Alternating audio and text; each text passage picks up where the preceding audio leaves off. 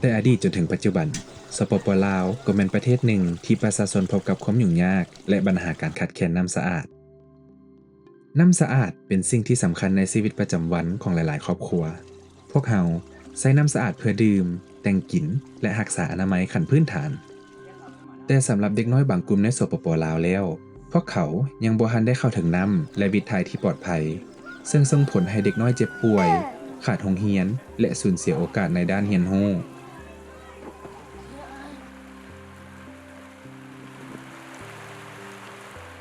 ในซุ้มปีผ่านมาสปป.ลาวมีความคืบหน้าหลายในการช่วยให้ประชาชนได้เข้าถึงน้ำสะอาดและสุขาภิบาลขั้นพื้นฐานจึงเฮ็ดให้สุขภาพและชีวิตการเป็นอยู่ของประชาชนในเขตชนบทนับดีขึ้นครัวเรือนสุดท้ายมีประมาณ 320,000 คนยังต้องการความช่วยเหลือแต่ความสำเร็จนี้ยังบ่ทันกวมรวมเอาหมดทุกคนเถื่อประชากรประมาณ 320,000 คนยังบ่สามารถเข้าถึงการบริการขั้นพื้นฐานหลายครอบครัวแม้นอาศัยอยู่ในเขตห่างไกลซอกลีกมีความทุกข์ยากบางครอบครัวมีสมาชิกที่มีความพิการดังนั้นแม่หญิงและเด็กน้อยแม่นรับภาระหนักกว่าหมู่บางครอบครัวยังบ่มีวิถีส่วนตัวหรือยังใช้ร่วมกับผู้อื่นสำหรับบางครอบครัว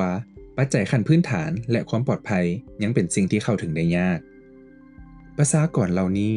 คือกลุ่มคนสุดท้ายที่ต้องช่วยเป็นของเขตเวียกงานที่องค์การยูนิเซฟและคู่ร่วมพัฒนาให้ความสำคัญที่สุดน้ำสุขภิบาลและอนามัยแม่นปัจจัยพื้นฐานในการปกป้องชีวิตของเด็กน้อยการสวมใส่น้ำสะอาดและมีสุขภิบาลขั้นพื้นฐานรวมถึงการล้างมือใช้สบู่เป็นประจำจะช่วยป้องกันพยาธิต่างๆเช่นพยาธิท้องท้องและอื่นๆสำหรับเด็กน้อยอายุต่ำกว่า5 ปีพยาธิเหล่านี้มีความอันตรายส่งผลให้เด็กมีภูมิคุ้มกันต่ำและป่วยง่ายร่างกายดูดซึมสารอาหารได้ยากขึ้นและการเจริญเติบโตบ่ได้ดีเท่าที่ควรแหล่งน้ำในหลายเขตมีการปนเปื้อนจากขี้เหงื่อและสารเคมีจากการเฮ็ดกสิกรรมในความเป็นจริงแล้วน่าตกใจที่ว่าเกือบ73%ของน้ำดื่มในลาวยังมีเชื้ออีโคไลที่เฮ็ดให้เป็นพยาธิท้องท้องและพยาธิอันตรายต่างๆซึ่งในบางกรณีอาจส่งผลให้แรงต่อชีวิตของเด็กการเปลี่ยนแปลงของดินฟ้าอากาศนับเพิ่มความกดดันต่อหลายประเทศซึ่งหนึ่งในนั้นสปป.ลาวก็มีความเสี่ยงหลายจากการเปลี่ยนแปลงดินฟ้าอากาศ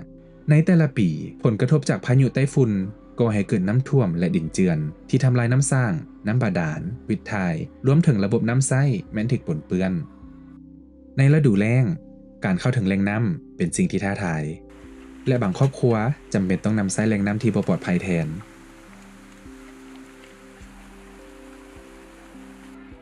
เด็กบางคนอาจเติบใหญ่โดยบ่มีน้ำที่ปลอดภัยวิถีและการอนามัยที่ดีโดยเฉพาะแม่นเด็กจากครอบครัวทุกข์ยากที่สุดและบางชนเผ่านอกนั้นเวียกงานน้ำสุขภิบาลและอนามัยแม่นเกี่ยวกับเกียรติศักดิ์ศรีและความปลอดภัยโดยเฉพาะแม่หญิงและเด็กในการเข้าถึงสิ่งอำนวยความสะดวกที่เป็นส่วนตัวสะอาดและการสวมใส่น้ำที่ใกล้ตัวจะเฮ็ดให้มีการเปลี่ยนแปลงในชีวิตประจำวัน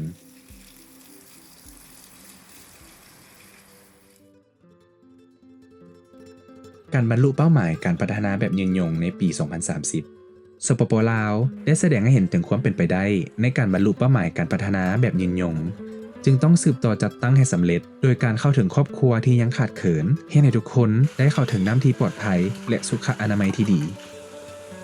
ดังนั้น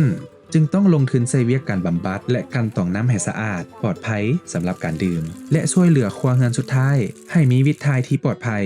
ทุกคนสามารถใช้ได้และมีส่วนร่วมของทุกกลุ่มคนซึ่งสิ่งเหล่านี้หมายถึงการสร้างระบบต่างๆที่ปรับตัว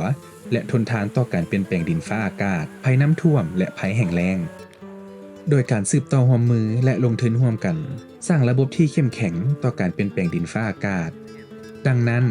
จึงเฮ็ดให้พวกเราสามารถเข้าถึงทุกชุมชนและปกป้องเด็กน้อยทุกๆคนได้เด็กน้อยทุกคนควรมีวิถีและน้ำที่ปลอดภัยเพื่อให้เขาเจ้ามีโอกาสเจริญเติบใหญ่มีสุขภาพแข็งแรงบ่ว่าเด็กจะอาศัยอยู่ในเขตใดก็ตาม